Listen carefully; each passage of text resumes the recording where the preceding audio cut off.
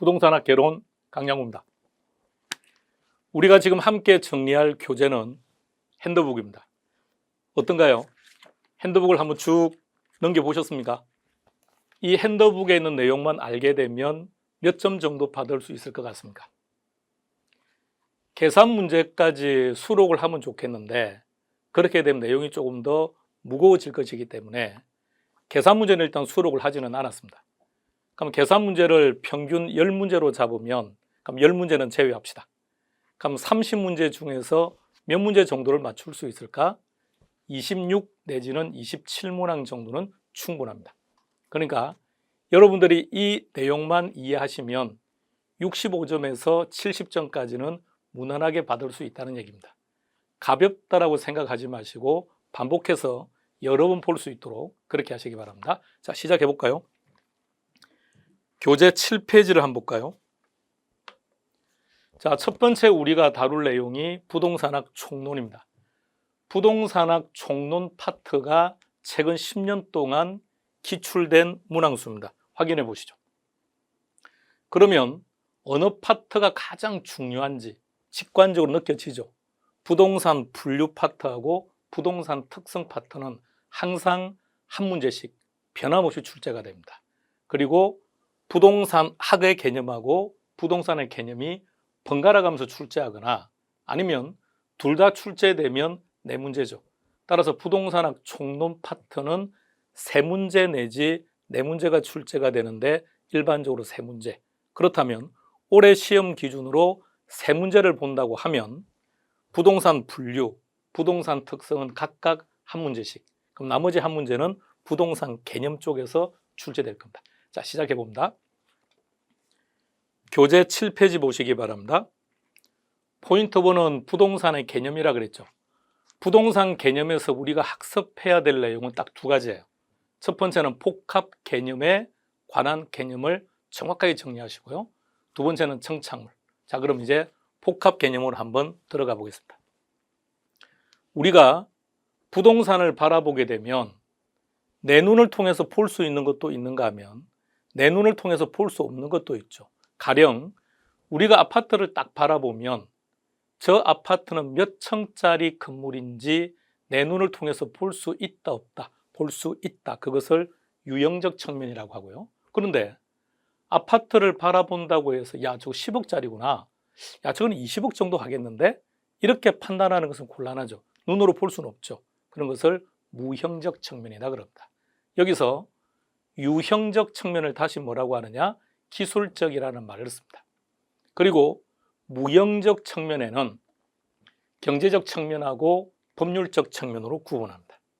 여기서 기술적 측면은 또는 물리적 측면이라고 표현하기도 합니다. 그러면 복합 개념 그러면 뭐라고 정의하는 거죠? 첫 번째, 유형, 무형 또는 기술, 경제, 법률. 개론 40문제 전 범위에서 어느 파트에서나 출제되는 아주 중요한 파트입니다. 그러면 여기서는 시험 문제가 뭐가 출제가 되느냐면 기술적 개념에는 어떤 게 있습니까? 법률적 개념에는 어떤 게 있습니까? 분류 한번 해봐라. 이게 시험 문제예요. 그런데 물리적 개념에는 딱 4가지가 있습니다. 그렇다면 물리적 개념 4가지는 반드시 기억해둬야 된다는 거죠. 첫 번째가 공간, 두 번째가 위치, 환경, 자연입니다. 여기서 공간에서는 추가로 뭘 기억하셔야 되느냐면 입체 공간의 정의가 중요합니다. 입체 공간이란 공중공간, 수평공간, 지하공간 또는 지중공간 이 3가지를 합쳐서 입체 공간 또는 3가지라고 해서 3차원 공간이라고 표현합니다. 위치에서 출제될 수 있는 것은 절대적 위치와 상대적 위치입니다. 만일 절대적 위치가 출제가 되면 답은 부동성하고 연결이 가능하셔야 되고요. 상대적 위치가 나오면 위치적 위험이 정답이 됩니다. 그렇다면 기술적 측면에서 우리가 정리해야 될 내용은 종류 4가지를 기억하시고 그리고 공간에서는 입체 공간의 정의 그리고 위치에서는 절대적 위치와 상대적 위치의 개념을 설정하시기 바랍니다.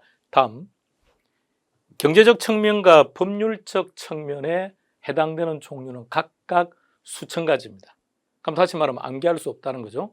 그런데 경제적 측면은 상식적으로 알 수 있습니다. 편안하게 보세요. 편안하게. 아파트라고 하는 것은, 토지라고 하는 것은 나 입장에서 볼 때는 자산이죠. 자본이고, 토지라고 하는 것은 생산 요소이기도 하죠. 상품이기도 하고요. 소비재고, 이런 것들이 경제적 측면입니다. 따라서 경제적 측면이라고 하는 것은 철저하게 경제적 관점에서의 용어들을 사용하기 때문에 쉽게 구분이 가능할 겁니다. 법률적 측면에서는 협의의 부동산과 광의의 부동산으로 구분하는데, 여기서 우리 민법에는 실제 협의와 광의라는 개념을 사용하지 않습니다. 그러니까 협의의 부동산과 광의의 부동산은 학문적인 표현이고, 우리 민법에서 부동산 그러면 토지와 그 정착물이라고 정의를 하기 때문에 여기서 말하는 협의의 부동산을 우리 시험에서는 민법상 부동산이라는 용어를 즐겨 사용하기도 합니다. 구분 정확하게요. 광의의 부동산은 협의 플러스 준부동산입니다. 첫 번째, 부동산 개념에서 첫 번째 시험 문제는 여러분들이 이 내용을 분류할 줄 아셔야 됩니다. 그 내용이 우리 교재 7페이지에 있는 내용입니다. 정리 잘 해두시고요. 자, 그럼 교재 한 장 뒤로 넘기시면 이제 정착물에 대해서 나와 있습니다. 두 번째, 부동산의 개념에서는 두 가지를 정리한다 그랬죠. 복합 개념을 분류하고, 두 번째는 정착물에 대한 개념입니다. 첫 번째, 그럼 정착물이란 뭐라고 정의하느냐? 정착물은 부착 계속입니다. 따라서 정착물이냐 아니냐를 구분할 때는 두 가지만 딱 기억하시면 돼요. 첫 번째, 부착, 두 번째, 계속적. 이 두 가지 조건 중에 한 가지 조건이라도 만족하지 못하면 정착물이 아니다라는 얘기입니다. 그럼 정착물이 아니라는 얘기는 뭐가 된다는 뜻일까요? 동산이 된다는 얘기입니다. 두 번째, 구분 기준에서는 한 가지만 기억합시다. 우리가 정착물을 정의하기를 부착이라고 그랬죠. 그런데 이 부착된 것을 제거했을 때, 가령 예를 들어서 인터폰을 제거했을 때, 비데를 제거했을 때 건물에 손상이 발생하거나, 또는 엔드가 아닙니다. 오합니다. 손상이 발생하지는 않았지만 효용이 감소하면, 둘 중에 한 가지 조건이라도 만족하면 정착물이 된다는 얘기죠. 그렇다면 부착되어 있던 시설을 제거시켰는데 건물에 아무런 손상이 없거나 또는 효용에도 아무런 변화가 없다면 그럼 정착물이 아니라는 얘기겠죠. 자, 이제 세 번째 종류에서는 뭘 기억해야 되느냐면 민법에서 학습하는 내용, 즉 독립정착물과 종속정착물을 구분해야 됩니다. 독립정착물이 뭔지 한번 설명해 보시겠습니까? 다시 정확하게요. 독립정착물이라는 얘기는 토지와 분리, 양도 가능하다는 얘기입니다. 종류는 딱 네 가지죠. 첫 번째는 뭐가 되죠? 건물. 명인 방법을 갖춘 미분리 과실. 명인 방법을 갖춘 수목도 되고 수목의 집단도 되고 등기된 임목도 가능합니다. 그리고 농작물. 이 네 가지가 독립정착물입니다. 정착물은 이 범위 안 벗어납니다. 이 내용만 정확하게 정리하시면 됩니다. 여기까지가 부동산의 개념 한 문제. 자, 이제 두 번째, 부동산의 분류를 한번 들어가 볼까요? 우리 교재 9페이지에 있는 내용인데, 부동산의 분류는 토지의 용어 정의도 있고 건물의 용어 정의도 있고요. 특히 건물과 관련해서는 주택법의 내용들이 시험에 자주 출제가 됩니다. 그런데 그 중에서 가장 중요한 것들 몇 가지를 한번 정리하고 가보겠습니다. 자, 첫 번째가 포락지죠. 세 가지를 먼저 다 보세요. 포락지, 간석지, 빈지라고 했는데 이 세 가지는 다 같이 묶어서 일시에 좀 정리해 두시기 바랍니다. 자, 첫 번째 포락지입니다. 포락지는 뭐라고 정의한다고요? 정상적인 토지였습니다. 정상적인 토지인데 천재지변으로 인해서 절토되면서 하천으로 변한 토지죠. 그런데 이때 포락지는 포락되기 전에는 지적공부에 등록이 되어 있던 정상적인 토지라는 얘기입니다. 그런데 포락이 되면 당연히 공부에서는 사라지는 거죠. 따라서 키워드는 두 가지를 딱 기억합니다. 지적공부에 등록되어 있던 토지였는데 이것이 수면 아래로 잠겼다. 이게 포락지입니다. 두 번째, 빈지. 우리 시험에서요, 무슨 사이, 무슨 사이라는 말은 딱 두 곳에서 나와요. 간석지하고 그리고 빈지하고. 자, 그런데 간석지는 뭐라고 정의하죠? 만조, 간조 사이. 유치하자면 이렇게 기억합시다. 만조, 간조. 여기 간자가 들어가죠. 그래서 간석지입니다. 자, 빈지의 3번 보세요. 바다와 육지 사이인데 바다에서 비읍이 들어가죠. 그래서 빈지입니다. 자, 유치하지만 그렇게 연결해서 세 가지는 한 세트로 묶어서 정리하시기 바랍니다. 자, 다음 후보지와 이행지, 단골 메뉴죠. 자, 두 가지 형태입니다. 그동안 시험에서 출제되었던 후보지와 이행지는 딱 두 가지 유형인데, 첫 번째는 지역 상호간 이렇게 하면 후보지, 지역 내에서 그러면 이행지, 이렇게 구분하셔야 되고요. 그런데 최근에 시험 문제가 응용하는 케이스가 나옵니다. 예를 들어 볼게요. 주거지로 이용하고 있던 토지였는데 이것을 상업지로 용도 변경 중이라면 이거 후보지일까요? 이행지일까요? 주거지다 그랬으니까 택지죠. 상업지도 택지죠. 다시 말하면 주거지에서 상업지로 용도가 변경 중이라는 얘기는 같은 지역 내에서 움직인다는 얘기니까 지역 내다 그랬으니까 이행지가 되는 거죠. 근데 만일에 후보지가 되려면 이렇게 돼야죠. 농지였는데, 전이었는데, 답이었는데, 또는 과수원이었는데 여기서는 채산성이 떨어지는 관계로 이것을 상업지로 용도 변경 중이다. 농지 지역이 택지 지역으로, 다시 말하면 지역 상호간이 되는 거죠. 이럴 때는 후보지. 정확하게 구분하셔야 됩니다. 최근 10년 중에서 가장 많이 나왔던 게 후보지와 이행지입니다. 다음 필지와 획지 개념. 1회 때부터 32회 때 전 범위를 놓고 보면 제일 많이 나왔던 문제고요. 최근 10년 기준으로 본다면 후보지와 이행지가 가장 많이 출제되었던 파트입니다. 자, 필지가 정답이라면 지문에는 반드시 세 가지 키워드 중에 하나가 보일 겁니다. 첫 번째 지번, 두 번째 소유권, 세 번째 등기나 등록의 단위. 셋 중에 어느 하나가 보이면 답은 필지. 반면에 획지가 답이라면 가격이라는 단어를 보일 겁니다. 가격이 보이면 획지. 소지, 개발되기 이전의 상태죠. 원지라고 표현하기도 합니다. 맹지, 맹지는 타인 토지에 둘러싸여 있는 토지 또는 도로와 접속된 면이 없는 토지. 우리 교재 9페이지에 나와 있는 부동산 분류가 전체는 아닙니다. 그러나 가장 출제가 많이 되었고 제일 출제 빈도가 높은 내용들만 한번 정리해 봤습니다. 여기서 한 문제입니다.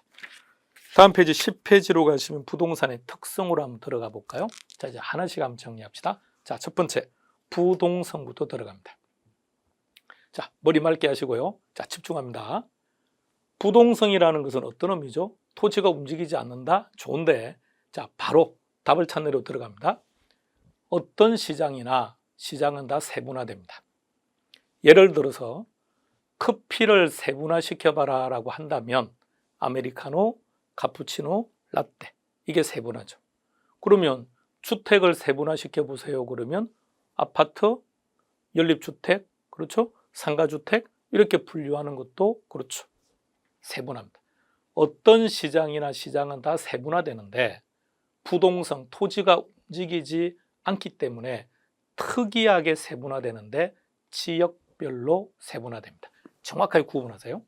따라서 지역적으로 지역별로 세분화되다 보니 지역마다 가격은 다를 수밖에 없다는 거죠.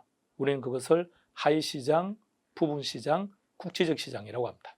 그렇다면 부동산 활동가 현상은 전국적인 단위로 일어나기가 곤란하겠죠. 현재 어떤 지역의 아파트 값은 떨어진다고 하는데 특정 지역의 아파트 값은 계속해서 최고가를 갱신하고 있다 그러죠. 그러니까 지역마다 다를 수밖에 없다는 겁니다. 따라서 부동산 활동가 현상이 국지화됩니다. 건설회사가 동일한 건축 자재를 이용해서 아파트를 신축했지만 지역이 다르면 가격이 달라진다는 뜻이죠. 그렇다면 시장마다 가격이 다르다고 했으니까 그 시장마다 공인중개사가 필요하다는 얘기입니다. 그리고 이 공인중개사들에 의해서 지역 간 분업화가 나타나죠. 가령 대치동에 있는 공인중개사에게 서초동에 있는 아파트 가격을 물어보면 물론 충분히 확인을 해줄 수는 있겠지만 대치동에 있는 공인중개사가 서초동에 있는 아파트에는 별로 관심 없겠죠. 따라서 지역 간 분업화가 일어난다는 얘기입니다. 하나 더요. 동일한 건축 자재를 가지고 아파트를 신축했지만 가격이 다릅니다라고 했으니까 가격의 신뢰성 문제가 발생할 수 있다는 겁니다. 따라서 감정평가가 필요하죠. 여기서 말하는 감정평가는 지역 분석과 개별 분석입니다. 지역 분석과 개별 분석. 지역 분석이라는 개념을 잘 생각해 봐요. 지역 분석은 대상 부동산 그 자체를 분석하는 겁니까? 환경을 분석하는 겁니까? 그렇죠. 환경이죠. 환경과 관련되는 토지의 특성은 부동성 내지는 인접성이 됩니다. 그런데 개별 분석은 부동성과 개별성입니다. 토지 하나도 빠뜨리지 마시기 바랍니다. 하나하나 전부 다 시험 문제입니다. 자, 두 번째 한번 볼까요? 우리가 살고 있는 아파트입니다. 그런데 어느 날 우리 주변에 현실적이지는 못하겠지만 연탄 공장이 들어와 있다고 합시다. 혹시 그런 거 보셨습니까? 연탄 공장이 특정한 지역에 있는 거? 그렇죠. 그럼 그 경우는 주거지가 형성되어 있는데 연탄 공장이 들어온 게 아니라 연탄 공장이 있는 지역에 주거지가 들어간 거겠죠. 그죠? 자, 들어갑니다. 그러면 이 연탄 공장은 어떠한 이유로든 아파트 가격에 영향을 끼치게 될 겁니다. 우리는 이것을 뭐라고 하느냐? 외부 효과라고 하죠. 그런데 외부 효과도 앞서 나왔던 지역 분석과 동일하게 환경이죠. 그러면 우리 시험에서 환경과 관련된 대표적인 게 두 가지입니다. 하나는 지역 분석, 하나는 외부 효과. 둘 다 환경의 문제를 따지고 있기 때문에 관련되는 토지의 특성은 부동성과 인접성이 됩니다. 나머지 하나씩 한번 더 보겠습니다. 세 번째, 표현을 한번 쭉 보세요. 뭐라고 되어 있는지. 이렇게 표현합니다. 부동성으로 인해서 동산과 부동산을 구별하는 근거가 된다. 그건 좀 더 정확하게 말하면 공시 방법이 다르다는 얘기죠. 동산은 점유를 한다면 부동산은 등기나 등록을 하는데 왜 부동산은 등기나 등록을 합니까? 라고 물어본다면 답이 부동성 이렇게 된다는 얘기입니다. 다음 네 번째, 토지가 또는 부동산이 아파트가 움직이지 않는다면 부동산이 있는 장소에 사람이 직접 임해야죠. 이것을 임장활동. 가서 뭐 할까요? 정보 수집하죠. 임장활동과 정보활동이라는 말이 보이면 부동성을 얘기합니다. 그 다음에 다섯 번째, 먼저 쭉 읽어보시고 키워드 하나만 딱 기억합시다. 지방세만 딱 기억하세요. 나는 서울에 살고 있다. 그런데 부산에 아파트를 샀더니 부산에서 지방세를 내라고 한다. 자, 왜 지방세를 낼까요? 그 부동산이 움직이지 않기 때문에, 움직이지 못하기 때문에 특정한 지역에 국한되어서 존재하는 거죠. 따라서 지방세가 부과되는 근거는 부동성 때문입니다. 아울러서 어떤 지역은 과열지구고요, 어떤 지역은 조정지역이고 어떤 지역은 전혀 규제를 하고 있지 않죠. 이처럼 규제나 통제가 상이한 것도 부동성 때문에 가능한 것들입니다. 자, 부동성에서 파생되는 특징들 이렇게 해서 잘 정리해 두시기 바랍니다. 자, 두 번째는 부정성으로 한번 들어가 볼까요? 자, 10페이지에 나오는 그 내용들입니다. 부정성에서 제일 중요한 게 공급의 개념이에요. 부정성이 무슨 뜻이죠? 공급할 수 없다라는 얘기죠. 그런데 여기서 말하는 공급은 두 가지로 구분합니다. 물리적인 절대적 공급하고 경제적인 상대적 공급으로 구분합니다. 둘 중에 하나는 불가능하다는 뜻이고 하나는 가능하다는 얘기입니다. 무엇이 불가능하다는 뜻일까요? 그렇죠. 물리적 공급은 불가능합니다. 그런데 경제적 공급은 가능하다는 얘기죠. 그렇다면 물리적 공급이 불가능한 이유가 뭘까요? 부정성 때문에. 경제적 공급이 가능한 이유는 용도의 다양성 때문에 가능합니다. 이게 시험 문제입니다. 절겨 출제되는 내용입니다. 그렇다면 부정성은 공급할 수 없습니다 라고 표현을 했으니까 공급 곡선의 형태가 어떻게 만들어질까요? 수직, 탄력도로 표현해 봅니다. 완전 비탄력적인 형태가 만들어집니다. 그런데 경제적 공급은 가능하다고 했죠. 그럼 그래프 형태는 우상향하는 형태로 출제가 된다. 따라서 이 부분은 토지의 특성에서도 출제됩니다만 수요와 공급 파트에서도 출제 빈도가 높은 내용입니다. 그래프 하나를 보여드리겠습니다. 자, 첫 번째, 수직이죠. 탄력도로 표현하면 뭐라고 표현한다고요? 완전 비탄력. 이유는요? 부정성. 자, 두 번째, 경제적 공급입니다. 결론은 경제적 공급은 용도의 다양성 때문에 가능하다는 거니까 그래프 형태가 우상향하는 형태를 취하는 거죠. 완전 비탄력적이고 우상향을 하니까 결론은 탄력화되는 거죠. 따라서 용도의 다양성은 토지의 공급 곡선을 탄력화시킨다라고 표현하는 겁니다. 그래프 형태와 같이 정리해 두시기 바랍니다. 계속해서 보세요. 부정성이라는 개념을 조금 더 편안하게 한번 접근해 봅시다. 답을 좀 더 직관적으로 찾아야 되니까. 부정성이라는 개념은 공급할 수 없다는 거죠. 그렇다면 부정성의 특징들은 공이다, 공급할 수 없다라는 개념으로 전체를 한번 쭉 묶어보면 아주 쉽게 접근할 겁니다. 공급할 수 없으니까 물리적 공급은 안 된다 그랬죠. 생산비 법칙이란 생산비를 투입하면 생산량이 증가한다는 뜻입니다. 그럼 다시 말해서 생산비 법칙이라는 얘기는 공급이 가능하다는 얘기죠. 그런데 부정성은 공급이 안 된다고 했으니까 생산비 법칙이 적용될 수 없다는 얘기죠. 공급할 수 없기 때문에 지가와 지대가 발생한다. 표현을 편안하게 쓴다면 왜 아파트 값은, 왜 토지 가격은 시간이 갈수록 상승할까? 부정성 때문에, 공급할 수 없기 때문에. 자, 다음, 공급할 수 없기 때문에 체유효 이용을 하자는 겁니다. 공급할 수 없으니까 절대량이 부족하죠. 그럼 절대량이 부족하니까 가장 효과적이고 가장 입체적이고 가장 집약적으로 이용하자는 얘기입니다. 다음, 여섯 번째, 절대량이 부족하니까 가지고 싶은 욕구가 큰 거죠. 절대량이 부족하다 보면 더불어 함께 이용할 수밖에 없는 토지가 존재하죠. 부동산이 가지고 있는 사회성, 공공성, 토지 공개념하고도 관련됩니다. 자, 이렇게 해서 부정성을 정리해 두시기 바랍니다.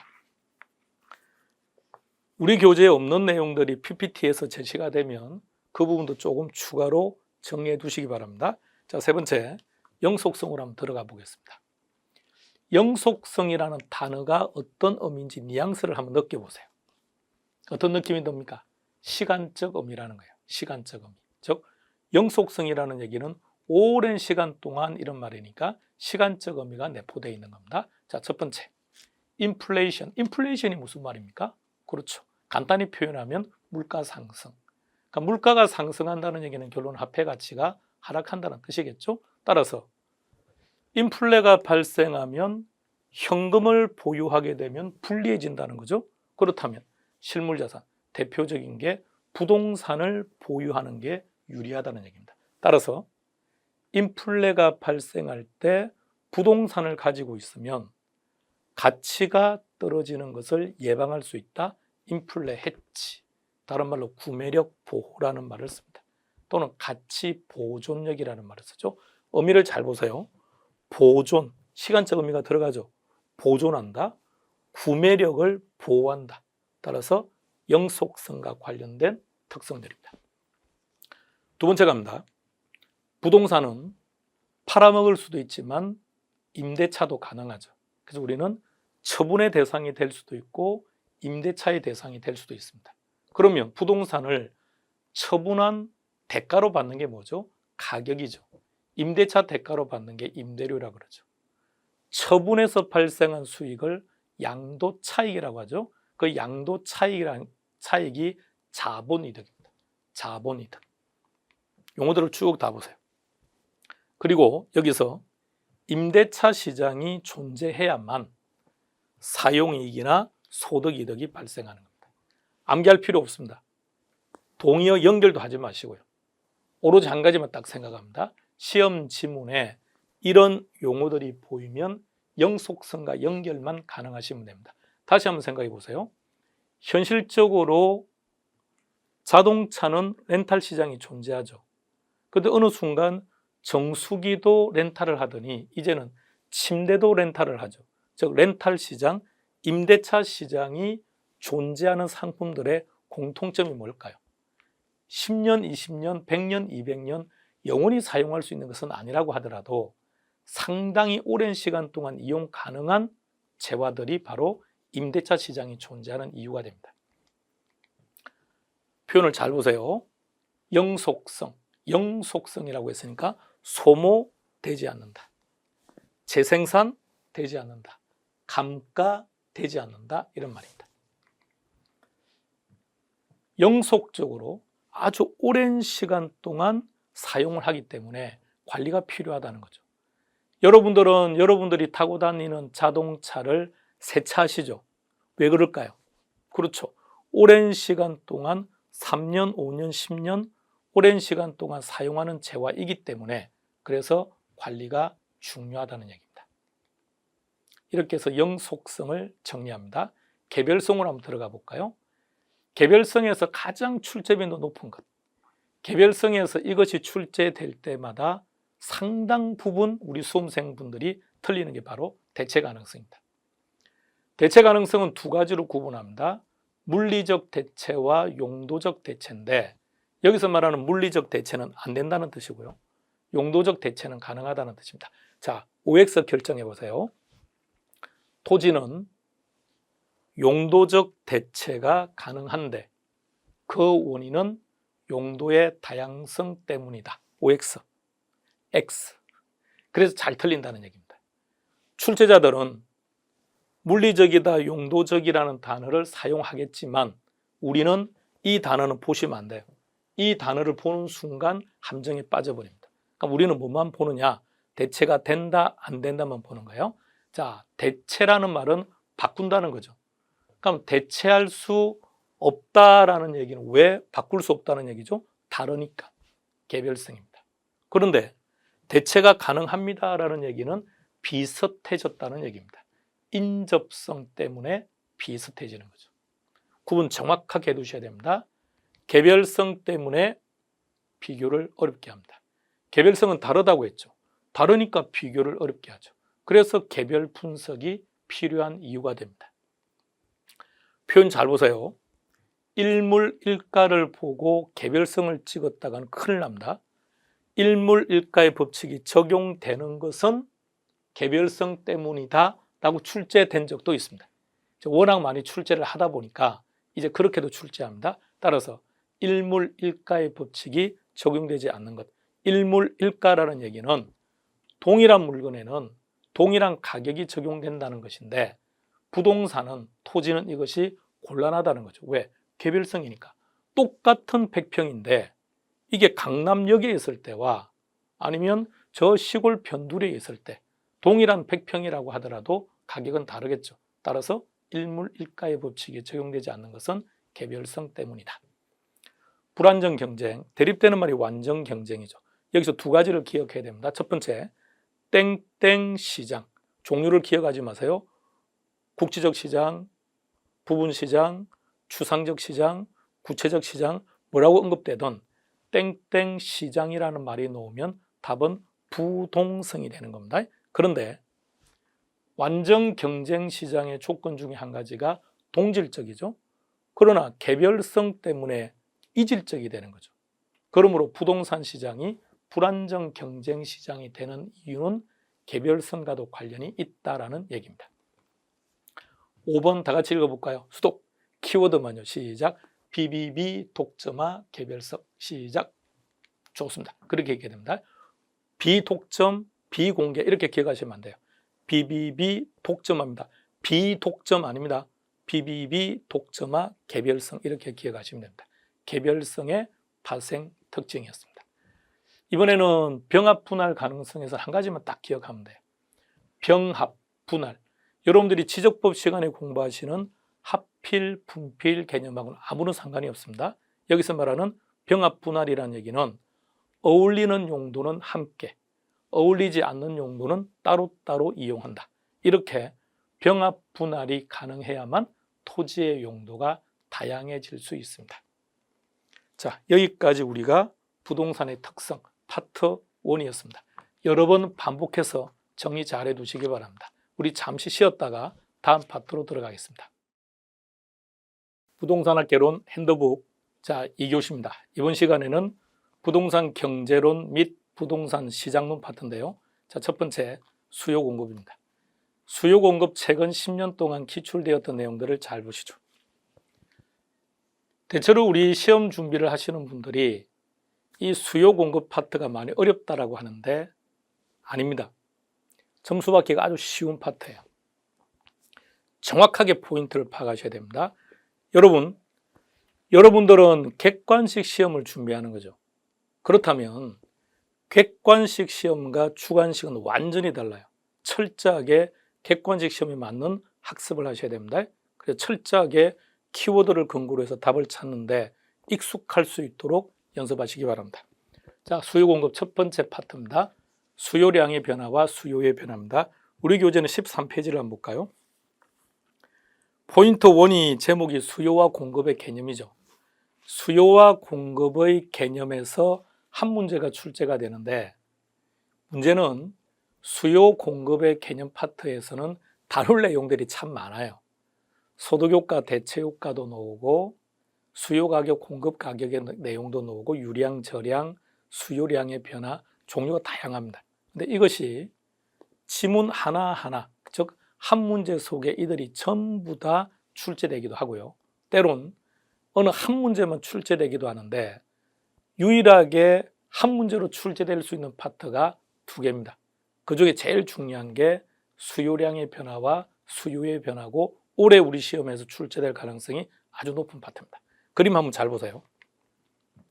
자, 그림을 잘 보시면 우하향하는 형태의 곡선이 하나 만들어집니다. 우리는 이것을 디맨드 커브다 그래서 수요 곡선이라고 표현합니다. 여기서 수요 곡선 상에 있는 특정한 점 A점, B점, C점을 우리가 수요량이라는 표현을 쓰는데요. 그런데 어떤 이유 때문에 A점에서 B점으로 이동했대요.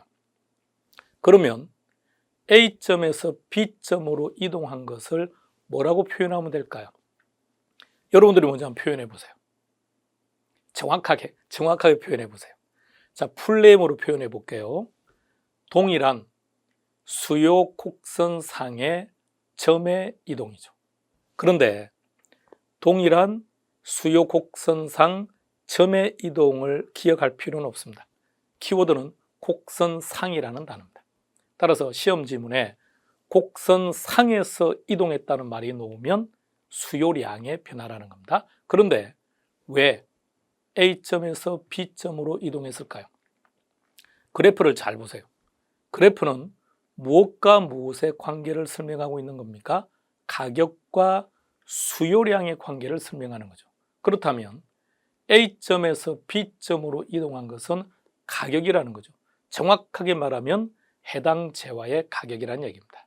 따라서 가격이 변해서 곡선상에서 이동하는 것을 수요량의 변화라고 말합니다.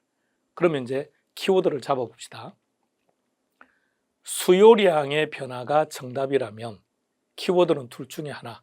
첫 번째는 부동산 가격, 때에 따라서는 아파트 가격이 될 수도 있겠죠. 그러니까 문제를 봐야죠. 문제에서 아파트 시장 그러면 아파트 가격, 연립주택 시장 그러면 연립주택 가격이 변했을 때 수요량의 변화가 답이 된다는 겁니다. 아니면 곡선상에서 이런 말이 나오거나. 자, 두 번째, 이번에는 그림을 봅니다. 이 수요 곡선이 그림처럼 이렇게 우측으로 이동했대요. 그럼 이거는 뭐라고 표현하면 될까요? 자, 앞서 수요량의 변화는 동일한 수요 곡선상의 점의 이동이라고 표현을 했다면 그림에서 보시는 것처럼 표현해 보세요. 곡선 자체가 이동했다는 겁니다. 우리 여기서 키는 곡선 자체라는 단어만 기억합니다. 그런데 왜 D에서 D1으로 이동했을까요? 가격 이외가 변했기 때문에. 그렇다면 가격 이외라고 해서 종류는 무진장 많다는 얘기겠죠? 이것이 수요의 변화입니다. 자, 그럼 이제 마무리합니다. 수요량의 변화와 수요의 변화를 구분하는 시험 문제는 기준은 둘 중에 하나. 첫 번째, 가격이 보이면 수요량의 변화가 답이고 가격이 안 보이면 수요의 변화가 답이 된다. 이렇게 답을 찾는 가능성은 90%입니다. 그럼 10%는 뭘 가지고 답을 찾느냐? 각각의 정의. 즉 곡선상에서라는 말이 보이면 수요량의 변화, 곡선 자체라는 말이 보이면 수요의 변화. 구분하시겠습니까? 그렇게 하면 한 문제를 맞출 겁니다. 이것이 수요량의 변화와 수요의 변화입니다. 두 번째, 유량과 저량. 기본적으로 구분해야죠. 그래서 한번 볼까요? 우리 교재에도 나와 있듯이 우리 교재 14페이지에 보시면 유량의 종류와 저량의 종류가 쭉 나와 있습니다. 그리고 실제 우리 시험은 이 범위 안 벗어납니다. 그리고 말입니다. 출제자가 고민하다가 출제를 하게 되면 오류가 발생할 가능성이 많기 때문에 가장 정형화되어 있는 것들만 시험 문제로 놓는다고 생각하시면 돼요. 자, 그런데 우리가 이 종류를 일일이 암기를 하고 있다고 하더라도 막상 시험장에서 깜빡하면 실수하니까 자, 이렇게 기억합시다. 재무상태표라고 하는 것은 기업의 재무상태를 알려주는 정보죠. 차변에 왼쪽에는 자산이, 자, 차변 대변 그래요. 왼쪽을 차변이라 그러고요, 오른쪽을 대변이라 그래요. 그러니까 대변에는 위치를 정확하게 잡아주세요. 부채와 자본입니다. 그런데 표시를 한번 볼까요? 재무상태표는 뭐라고 표현되어 있습니까? 2022년 12월 31일 현재라고 되어 있습니다. 이들은 공이다, 저량 정보들이 됩니다. 그런데 비해서 손익계산서에 표시되는 것들은 공이다, 유량 정보들입니다. 그럼 이제 이렇게 구분하는 겁니다. 어떤 경우가 유량이냐? 내 수중에 돈이 들어오거나 돈이 나가거나, 돈이 들어오거나 돈이 나가는 것들은 공이다, 유량.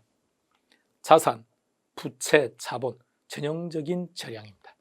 다음 이렇게 분류하고 다시 앞으로 가서 한번 파악해 볼게요.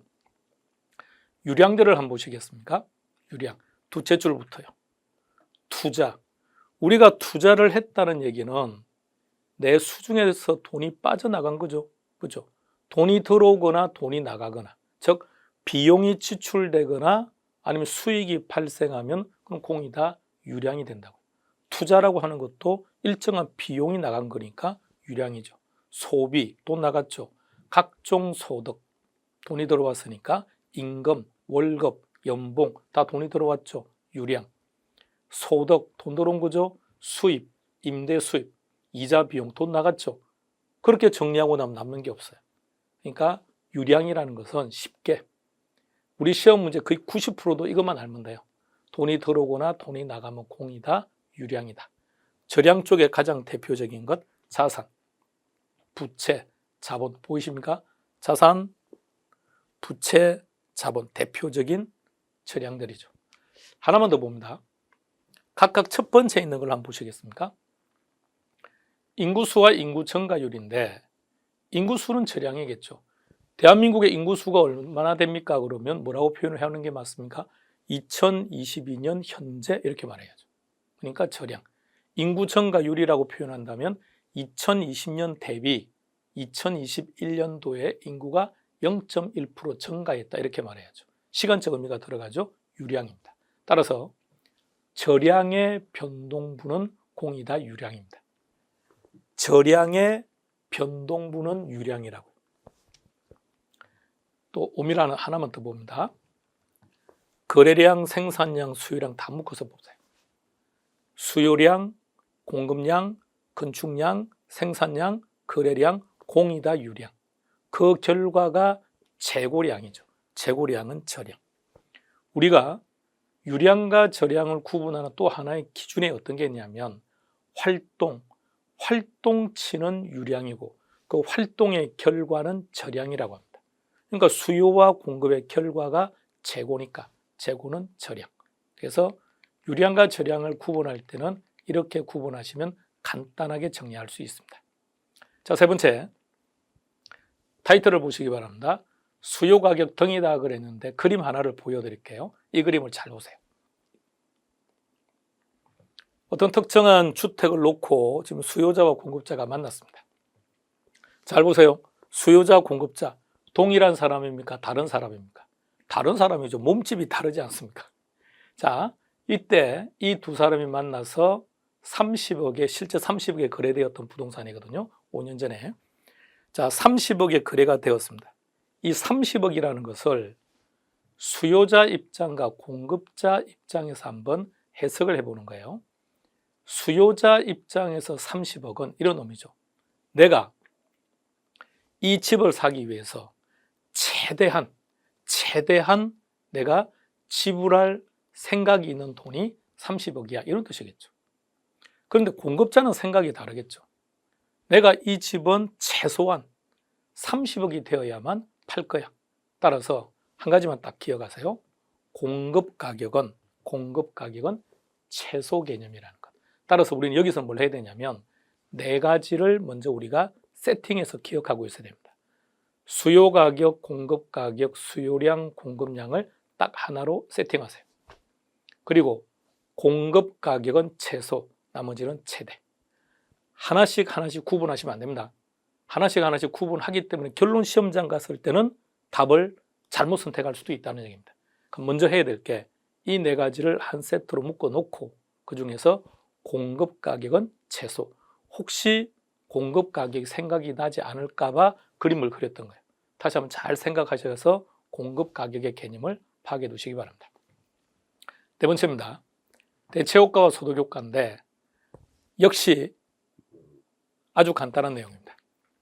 간단한 내용인데 여러분 자꾸 이것을 해석을 하려고 하니까 복잡해지는 거예요. 한 번 더요. 객관식은 객관식에 맞게 학습하시기 바랍니다. 주관식처럼 접근하지 마시기 바랍니다. 여러분들은 왜 정답을 찾을 때 논리적으로 해석을 해서 답을 찾아야 할까요? 그러니까 시간이 오래 걸리고 시간이 부족하다는 말이 나오지 않습니까? 여러분, 객관식은요, 직관적으로 찾는 거예요. 키워드를 보고 직관적으로 답을 찾고 결론을 지어야죠. 그래야 시간이 줄일 수 있다는 얘기입니다. 시험 당일날 제일 중요한 게 뭐라고 생각하십니까? 실력? 당연하죠. 실력은 기본 베이스로 깔려 있어야 되는 것이고 시험 당일날 제일 중요한 것은 멘탈입니다. 근데 그 멘탈은 누가 시간을 지배하느냐가 결정됩니다. 내가 시간에 지배당하면 안 돼요. 내가 시간을 지배할 수 있어야 됩니다. 그러려면 문제를 빨리빨리 풀어야 되니까 그래서 키워드를 정확하게 요. 자, 대체효과와 소득효과에서 첫 번째 시험 문제 형태는 이렇게 출제가 됩니다.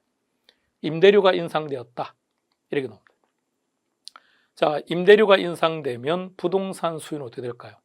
임대료가 인상되었으니까 가격이 비싸졌으니까 수요는 감소하겠죠. 자, 같이 한번 보세요. 전체를 놓고. 그러니까 1번 대체효과, 2번 소득효과죠. 대체효과이든 소득효과이든 임대료가 상승하면 부동산 수요는 감소한다. 따라서 부동산 수요가 증가하느냐 감소하느냐 하고 대체효과와 소득효과는 아무런 상관이 없다. 그렇다면 수요가 증가하느냐 감소하느냐는 것은 무엇이 결정한다는 거죠? 그렇죠. 부동산 가격이 상승하느냐 하락하느냐가 결정한다는 겁니다. 그런데 1번 대체효과와 소득효과는 결론은 다른 재화에 영향을 주는 거예요. 임대료가 인상되었으니까 단어 그대로 대체를 시켜버리겠다고요. 콜라 가격이 상승했다? 나 콜라 안 먹을래. 사이다를 먹을래. 사이다로 대체를 시킨다는 얘기죠. 따라서 다른 재화 수요는 증가합니다. 그런데 임대료가 인상되면 추가적 비용을 부담해야 되기 때문에 결론은 나의 소득이 어떻게 된 거죠? 감소한 것과 같죠. 따라서 다른 재화 수요도 감소. 이런 형태입니다. 두 번째 스타일은 이렇게 출제가 됩니다. 지문을 쫙 보세요. 하나는 대체효과 때문이다. 하나는 소득효과 때문이다. 또는 대체효과를 설명한 것이다. 소득효과를 설명한 것이다 라고 시험 문제가 나옵니다. 그럼 이럴 때는 어떻게 판단하느냐? 지문에서 실질소득이라는 단어가 보이면 소득효과, 실질소득이라는 단어가 안 보이면 대체효과. 그러니까 문장을 정확하게 보셔야 돼요. 출제 형태는 두 가지 형태입니다. 임대료가 인상되면 수요가 증가합니까 감소합니까를 물어보는 스타일이 하나. 두 번째는 소득효과와 대체효과를 쭉 설명하는 거죠. 자, 설명했을 때 그렇다면 이게 대체효과에 대한 설명인지 소득효과에 대한 설명인지는 어떻게 판단하느냐. 지문에 실질소득이 보이면 소득효과가 답이고 안 보이면 대체 효과가 답입니다. 자, 이렇게 해서 수요와 공급의 개념을 마무리하겠습니다. 자, 포인트 2, 탄력성으로 들어가겠습니다. 우리는 탄력성이 많이 어렵다고 하는데 지금 잘 보시면 탄력성이 아주 간단하고 이것을 근거로 답을 쉽게 접근할 수 있음을 판단하시게 될 겁니다. 자, 탄력성. 우리 교재는 16페이지입니다. 항상 변함없이 출제되는 게 가격 탄력성의 크기입니다.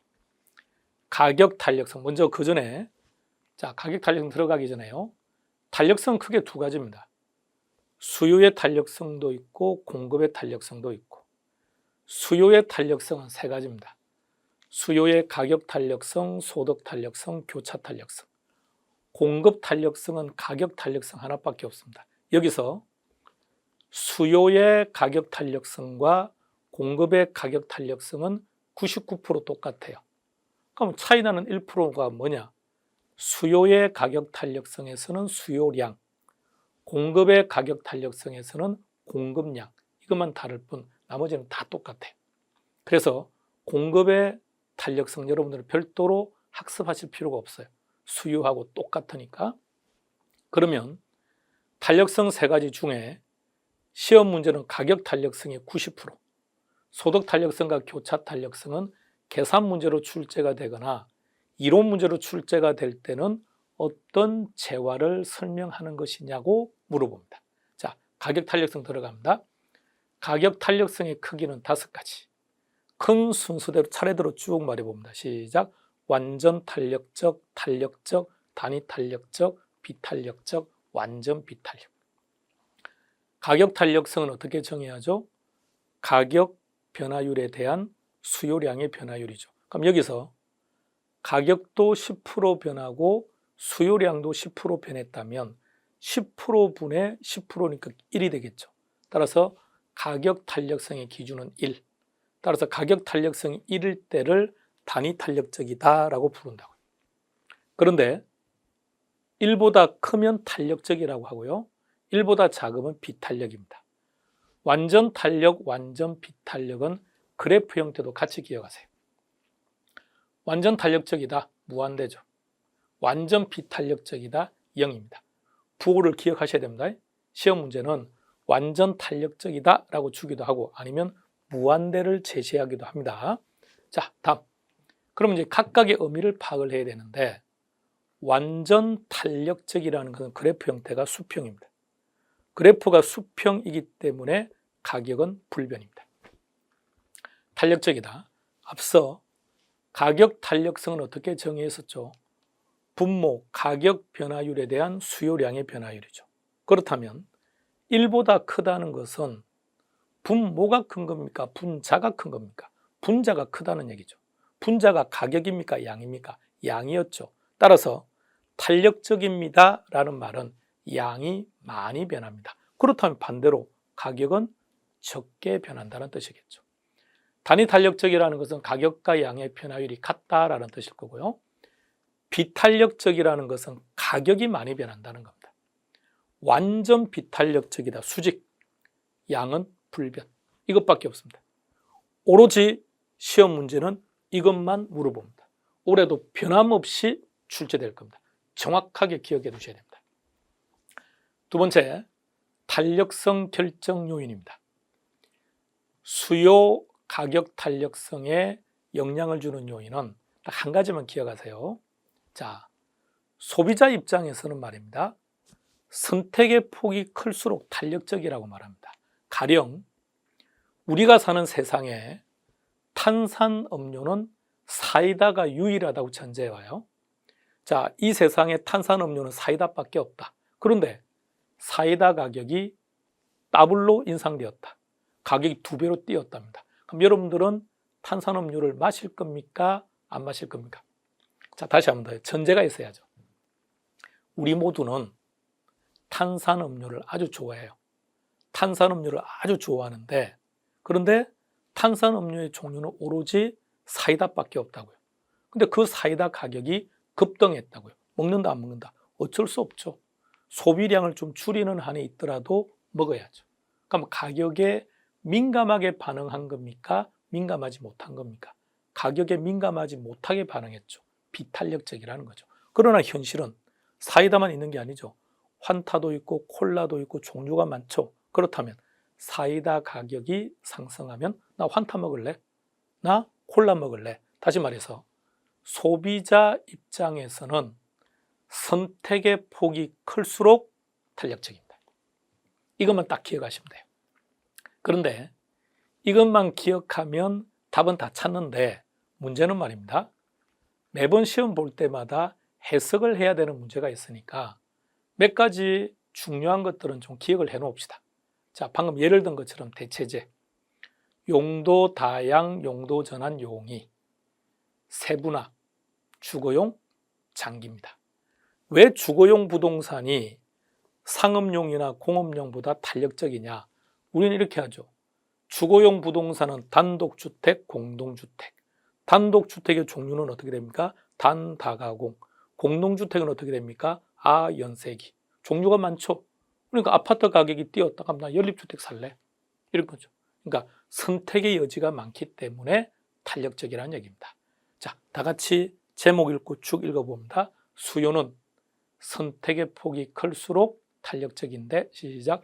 대체제, 용도 다양, 용도 전환 용이, 세분화, 주거용, 장기. 이 범위 안 벗어납니다. 똑같이 나옵니다.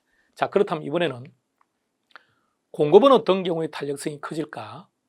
공급자 입장에서는 공급하고 싶을 때 공급이 가능해야만 탄력적입니다. 다시 말해서 생산이 가능할수록 탄력적인데 두 가지를 먼저 보여드릴게요. 결론 시험 문제는 1번과 2번 중에 하나가 답일 겁니다. 자, 근데 둘 다 보세요. 1번, 2번 둘 다 장기라는 단어가 들어갔죠. 자, 그런데 여기서 보세요. 6번. 수요이든 공급이든 장기일수록 탄력적입니다. 다시요. 수요이든 공급이든 장기일수록 탄력적입니다. 단, 이 장기에 대한 서술어가 없어야 돼요. 근데 지금 여기는 서술어가 붙어버렸죠. 이럴 때는 단순하게 장기로 보시면 안 된다는 얘기입니다. 자, 해석해 봅니다. 생산에 주어진 기간이 장기다. 정부가 A라는 건설회사에게 1년이라는 시간을 줄 테니까 공공임대주택을 만드세요라고 한 경우하고 B라는 건설회사에게는 3년을 줄 테니까 공공임대주택을 만드세요라고 한 경우 한쪽은 1년을 주고 한쪽은 3년을 줬답니다. 어떤 경우에 공급량이 많을까요? 그렇죠. 3년이겠죠. 다시 말하면 생산에 주어진 기간이 장기면 생산하기가 쉬워지겠죠. 탄력적입니다. 그런데 2번을 보세요. 현실적으로 말입니다.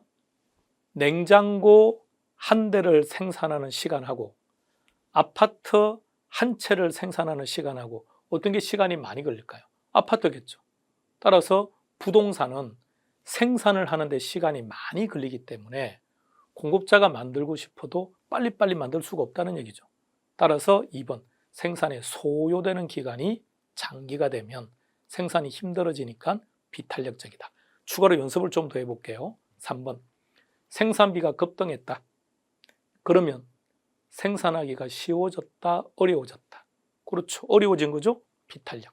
4번 정부가 규제를 심하게 한다. 그러면 생산하는 게 쉽다, 어렵다, 비탄력. 다음 세 번째, 탄력성의 종류와 재화로 한번 들어가 보겠습니다.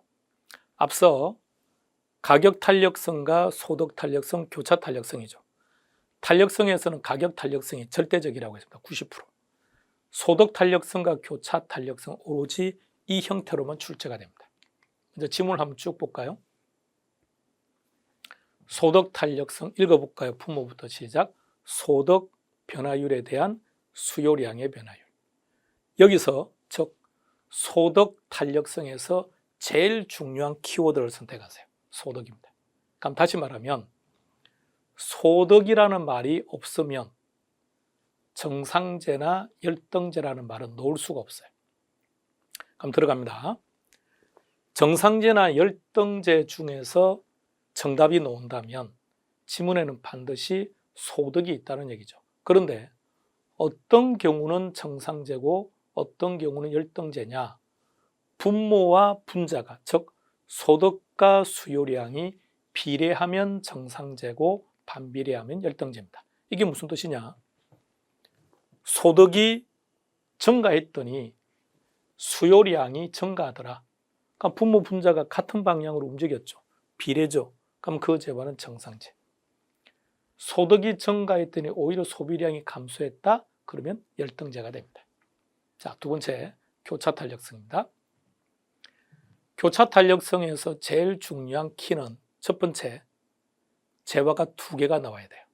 근데 조심해야 될 내용은 한 재화의 가격 변화율에 대한 다른 재화의 수요량의 변화율입니다. 자, 그래서 교차 탄력성을 정의할 때는 이렇게 정의하는 거죠. X제 가격 변화율에 대한 Y제 수요량의 변화율. 정확하게 읽을 줄 아셔야 됩니다. 자, 그러면 소득 탄력성에서 제일 중요한 키워드가 소득이라 그랬죠. 그러면 교차 탄력성에서 제일 중요한 것은 재화가 두 개라는 얘기입니다. X제, Y제. 단 주의하실 것은 한 재화의 가격 변화율에 대한 다른 재화의 수요량의 변화율인데, 여기서 X제 가격이 상승했더니 Y제 수요량이 증가하더라. 우리 이런 관계를 대체제라고 표현합니다. 근데 X제 가격이 상승했더니 Y제 수요량이 감소하더랍니다. 이런 재화를 보완제라고 해요. 그렇다면 대체제나 보완제가 정답이라면 지문에는 반드시 재화가 두 개가 나온다. 두 번째, 대체제가 정답이라면 X제 가격과 Y제 수요량이 같은 방향으로, 증가하면 둘 다 증가, 감소하면 같이 감소. 가령 예를 들어 볼게요. X제를 콜라라고 하고 Y제를 사이다라고 생각해 보세요. X제 콜라 가격이 상승했습니다. 그럼 콜라 안 먹겠죠. 대신에 사이다 수요량이 증가. 그래서 우리는 흔히 콜라와 사이다의 관계를 대체제다라는 표현을 쓰는 거죠. 보완제, 커피와 설탕 관계를 보세요. X제가 커피, Y제가 설탕이라고 생각해 보세요. 커피 가격이 상승했습니다. 그럼 커피 소비량이 줄겠죠. 그럼 커피 소비량이 줄었으니까 설탕 소비량도 줄겠죠. 따라서 결과 커피 가격이 상승했더니 설탕 수요량이 감소했죠.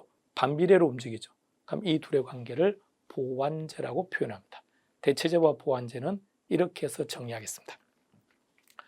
자, 그러면 우리 교재는 17페이지까지 정리가 되었고요. 우리 잠시 커피 한 잔 마시고 다음 파트로 넘어가겠습니다.